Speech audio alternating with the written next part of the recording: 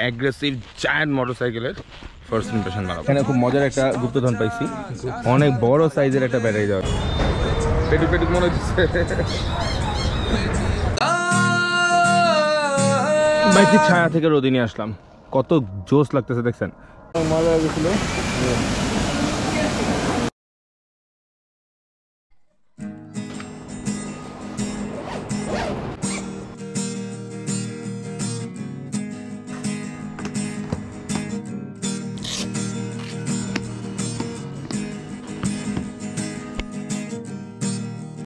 আসসালামু আলাইকুম, হে বাংলা মানুষজন, কেমন আছেন আপনারা? আমি হাসান সেজু চলে এসেছি আপনাদের সামনে। উঠছি 5:15টার দিকে, এখন প্রায় 6:30 বাজে। আমি এখন বের হয়েছি একলা, কেউ নাই, যদিও একলা থাকবো না, টিম মেম্বাররা সামনে আছে। তো আজকে আমি একটু এক্সাইটেড, কারণ আজকে আমি প্রথম একটা কাজ করতে যেতেছি। কী কাজ করতে যেতেছি এই জিনিসটা আমি আপাতত না বলে আজকে আমার সারাদিনের ব্লগটার সাথে থাকুন। আসলে সারাদিন আপনাদের নিয়ে থাকবো, এবং হ্যাঁ, আমার ডেইলি ব্লগটা আপনি কেন দেখবেন, আকর্ষণীয় কিছু থাকতে হবে। তো আশা করি আকর্ষণীয় কিছু থাকবে। তো আপাতত বাইক করতে হবে, চলেন।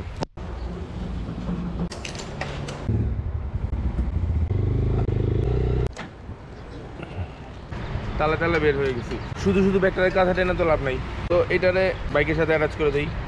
তো টঙের দোকান থেকে সকালবেলার 1 কাপ চা জরুরি। তো চলেন, এখন কি করব, চা খাবো। এই শহরের কত শত অট্টালিকার ফাঁকে আমার জানালা ভরে ছবি হয়ে ঝুলছে আঁকা। আমি আর এক ফালি নিষ্পাপ চা, সারা রাত কথা বলে হয়েছি উদাস।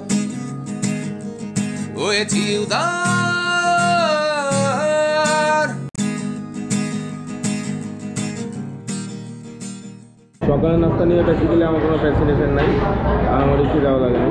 বাট ইস্যু হইতেছে, টিম মেম্বার আসতে আরও দেরি করতেছে, তাই ভাবলাম একটু খাওয়া যাক।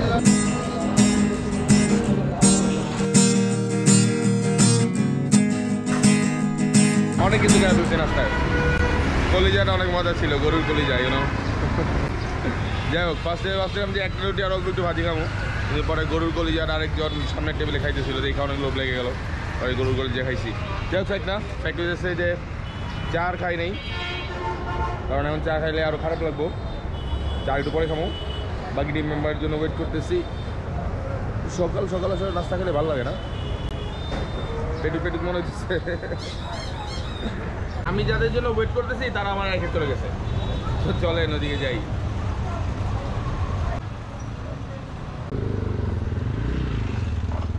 তো নাস্তা পানি শেষ করে রওনা দিলাম আমি আসলে আমার টিমমেটদের সাথে মিট করার জন্য। টিমমেটরা আমাকে ক্রস করে একটু সামনে গিয়ে দাঁড়াইছে।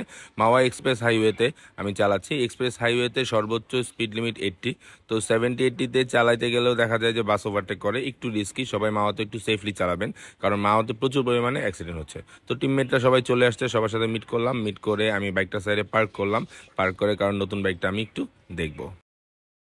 ভাই ব্রাদার সব পোলাপাইন চলে আসছে, অনেক সান, যার কারণে আমি সানগ্লাস পরছি। ইস্যু হইতেছে, আমরা আজকে একটা মোটরসাইকেল না, একটা অ্যাগ্রেসিভ জায়ান্ট মোটরসাইকেলের ফার্স্ট ইমপ্রেশন বানাবো। আমার মনে হয় আপনারা অলরেডি বুঝে গেছেন আমরা কোন বাইকের ফার্স্ট ইমপ্রেশন করছি। আসলে টিম বাইক বিডি অনেক বেশি সাপোর্টিভ ছিল, অনেক বেশি কমফোর্টলি আমি আসলে তাদের সাথে কাজ করছি। আমাদের সাথে আছে আজকে KTM RC 125-2022 নতুনটা ফ্রম বাইক বিডি। আমি ঘটনাতে যখন ডিসকে এটা দেখছি আমি কি রে ভাই, আমরা এখানে খুব মজার একটা গুপ্তধন পাইছি, অনেক বড় সাইজের একটা ব্যাটারি দেওয়া হয়েছে, ঠিক আছে? এটা গাড়ির না, এটা ট্রাকের।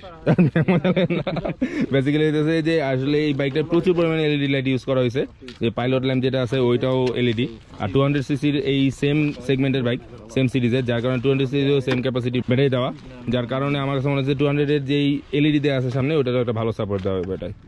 তো 125 সেম ব্যাটারি দিছে, তো যারা এক্সট্রা লাইট লাগান তারা একটা ভালো সাপোর্ট পাবেন আর কি। নর্মাল যারা বেশি ফগ লাইট লাগায়, আমার বাইকে বেশি লাইট 4টা, হরনো 4টা, ফগ লাইট।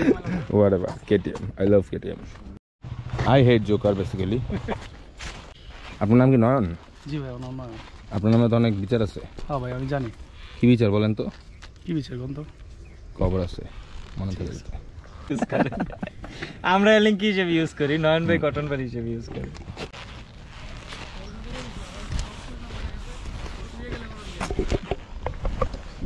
তো বেসিক্যালি এই ভিডিওটা আপনারা যখন দেখতে পাচ্ছেন তখন অলরেডি বাইকবেরি ইউটিউব চ্যানেলে KTM RC 2022 এর ফার্স্ট ইমপ্রেশন ভিডিওটা লঞ্চ হয়ে গেছে। তো অবশ্যই বাইকবেরির ওই ভিডিওতে যে কমেন্ট করে জানাবেন কেমন লাগছে। আর ব্যাপারটা হচ্ছে যদি আমার ভালোবাসা মানুষ কয়েকজন এখানে থাকে তাহলে বাইকবেরির ভিডিওটা যদি কেউ দেখে থাকেন তাহলে ওই ভিডিওর লিঙ্কটা প্লিজ এই ভিডিওর কমেন্টে দিয়ে দিবেন। আর চেষ্টা করতেছি ভালো কাজ করার জন্য, চেষ্টা করতেছি আপনাদেরকে সঠিক ইনফরমেশন দেওয়ার জন্য, সাথে থাকবেন। আর আজকে সারাদিনের ব্লগ তো থাকতেছে, আজকে এখানকার শ্যুটের হয়তো আর টুকটাক ক্লিপ নিব, আর বেশি কিছু নিতেছে না। KTM রিলেটেড আর কোনো কিছু জানা থাকলে অবশ্যই বাইকবেরি ভিডিওটা পুরোটা দেখতে হবে। এই বাংলার মানুষজন কেমন আছেন আপনারা? আমি হাসান সেতু চলে এসেছি আপনাদের সামনে বাইকবেরিতে। হ্যাঁ, বাইকবেরি আপনি হাসান সেতু ফেসবুক পেজে এবং ইউটিউব চ্যানেলে দেখতেছেন, বাট বেসিক্যালি বাইকবেরির জন্য আমরা ফার্স্ট ইমপ্রেশন এটা করছি। আজকে আমার সাথে আছে দ্য ভেরি নিউ নতুন জেনারেশনের KTM RC 2022 এই KTM বাইকটা আমি কিনি নাই। বেসিক্যালি বাইকবেরির পক্ষ থেকে আমরা ফার্স্ট ইমপ্রেশন করছি, টিম বাইকবেরি আমাদের সাথে আছে এবং এই ফার্স্ট ইমপ্রেশনে আমি এই বাইকটি রাইড করব এবং এক্সপিরিয়েন্স শেয়ার করব আপনাদের সামনে। পুরো ভিডিওটা কোথায় পাবেন? আমার চ্যানেল না, বাইকবেরি ইউটিউব চ্যানেলে। তারা মানে 2022-এর নিউ জেনারেশনের KTM RC নিয়ে আপনাদের সামনে আছি। আমি আপনাদেরকে একটা বেসিক ওভারলুক দেওয়ার জন্য এখানে আসছি। রেডি কম বেশি সবাই আমরা জানি যে এটা হচ্ছে এখন বাংলাদেশের মার্কেটে 4,27,000 টাকায় আছে। আর ব্যাপারটা হইতেছে যে KTM RC 200cc একদম হুবহু বাইকটা, সেম ফ্রেমে সেম ডিজাইন, জাস্ট ডিফারেন্স এখানে প্রথম ডিফারেন্স যেটা চোখে পড়ে যে এটা দেওয়া আছে হ্যালোজেন লাইট। এই টোটাল বাইকে আমার সবচেয়ে ফেভারিট যে জিনিসটা সেটা হচ্ছে WP অ্যাপেক্সের ফ্রন্ট সাসপেনশন এবং WP অ্যাপেক্সের মনো সাসপেনশন। এই দুইটা সাসপেনশন একদম ফ্রন্ট লাইনের একদম টপ লেভেল কোয়ালিটির সাসপেনশন, যার কারণে এটা রাইডিংয়ের সময় আর কিছু ফিল হোক আর না হোক আপনার এই সাসপেনশন দুইটার খুব ভালো একটা ব্যালেন্স পাবেন। আর কিছু হোক বা না হোক কেন বললাম, কারণ এটা 125cc টপ স্পিড নাই, তো টপ স্পিড অন্যান্য বাইকের তুলনায় একটু কম। তো এটা বাদে এটা রাইডিং পজিশন থেকে শুরু করে বাকি সব কিছু অনেক বেশি ফান এই দুইটা সাসপেনশনের জন্য। I love this. বাইকটির ছায়া থেকে রোদে নিয়ে আসলাম, কত জোস লাগতেছে দেখছেন। এই বাইকটার সবচেয়ে মজারও এবং সবচেয়ে আকর্ষণীয় ম্যাটারই কিন্তু এটার লুক। 125cc বলে অনেকেই নেগলেক্ট করে যে এত টাকা দিয়ে 125cc-র একটা বাইক নিব, কিন্তু এটার অ্যাগ্রেসিভ লুক যদি আপনারা সামনাসামনি দেখেন তাহলে কিন্তু আপনাদের কাছে আসলে মনে হবে যে আসলে টাকাটা ভর্তি। কিন্তু তারপরও এটা টোটাল পারফরমেন্স নিয়ে টোটাল ব্রিফটা আমরা বাইকবিডিতে দিয়েছি। তো বাইকবিডির ভিডিওটা অবশ্যই দেখবেন এবং দেখে জানাবেন কেমন লাগতেছে। এই আমার 13, এই হচ্ছে আমাদের KTM। আচ্ছা, আর দেখছেন কি কালার হয়েছে এটা। Thank you. আমরা এখন লাঞ্চ করবো, শ্যুট অনেকখানি হয়েছে। একটা ইস্যু হয়ে গেছে, ইস্যু হয়েছে ড্রোন শট নেওয়ার সময় কাউয়াই ড্রোনে মেরে দিছে, যার কারণে ড্রোন ক্র্যাশ করছে। সরি ব্যাপারটার জন্য, নাহলে আরো ভালো ড্রোন শট হইতো। এখন রাত জেগে জানালায় মাথা রেখে তুমিও কি দেখছো আকাশ আমারই মতো? এখন রাত জেগে জানালায় মাথা রেখে তুমিও কি দেখছো আকাশ আমারই মতো?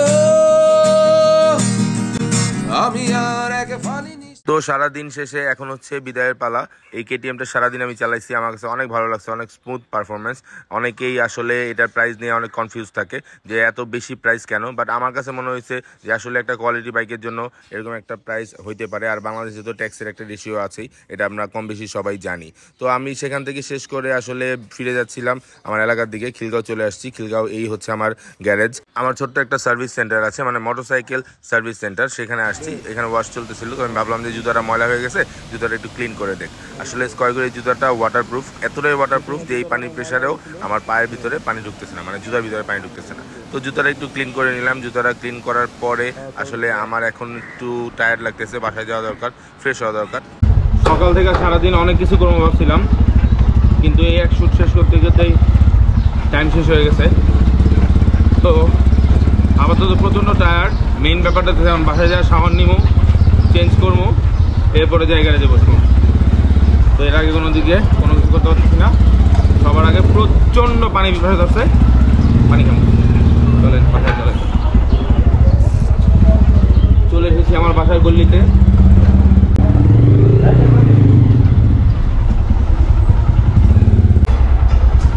ফলাই দিছে অনেক কষ্ট। শাওয়ারটা নিয়ে ফ্রেশ হয়ে গেছি। আসলে এখন বেরোতাম না, রেস্ট নেওয়ার সময় খুব রেস্ট নিতে ইচ্ছা করতেছে, শরীর একদম ছেড়ে দিছে, বাট তারপরেও কিছু করার নাই, বেরোতেছি। কারণ আপনাদের ভাবি বসুন্ধরায় এখন গ্যারেজে যাবো, ওইখান থেকে আপনার ভাবিরে আনতে যাব। তো চলেন কোথাও বেরোই, যে একটা কারাক চা খাই দেবো, কারাক চা, সারাদিন চা খাইনি। অবশেষে সেই চা আমি খাচ্ছি, যেই চা আমি সকাল ভোর থেকে খাওয়ার জন্য ট্রাই করতেছিলাম, চা আর খাওয়া হয় নাই। তো আই লাভ টি। তো 8:51 বাজে, আমি এখন চলে যাব বসুন্ধরার উদ্দেশ্যে। আমি আর এক ফালি নিষ্পাপ চাঁদ, সারা রাত কথা বলে হয়েছি উদাস, হয়েছি উদাস। যাই হোক, অনেক কোতাকুতি লাফালাফি দৌড়াদৌড়ি করে অবশেষে বসুন্ধরায় চলে আসছি। তো আজকে আর আপনাদেরকে জ্বালাবো না, আজকে আর আপনাদের সময় নষ্ট করবো না, আজকের ব্লগটা এখানে শেষ করতেছি। চেষ্টা করতেছি ডেইলি ব্লগ করার, সাপোর্ট দিবেন, সাথে থাকবেন। আপাতত অনেক টায়ার্ড, আমি হাসান শুধু আপনাদের কাছ থেকে বিদায় নিচ্ছি। ভিডিও ভালো লাগলে প্লিজ শেয়ার করেন, শেয়ার অনেক কমে গেছে, কারণ শেয়ার যদি আপনারা কম করেন তাহলে আসলে আমাদের এফোর্টটা ওই পর্যন্ত রিচ করে না। আল্লাহ হাফিজ ভাই। এটার নাম কি? পরে এর নাম এলিঙ্কি। এলিন কি? হ্যাঁ, শিওর নয়ন ভাই, শিওর? না এটা কান খোঁচায় অনেকে, এটা দিয়ে আবার নয়ন ভাই এটা দিয়ে কটন বার হিসেবে ইউজ করে।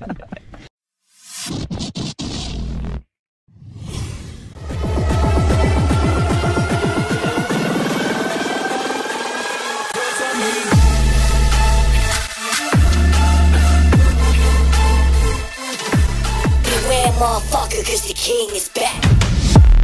মানুষজন কেমন আছেন আপনারা? আমি হাসান শুধু চলে এসেছি আপনাদের সামনে আজকে বাইক বিড়িতে।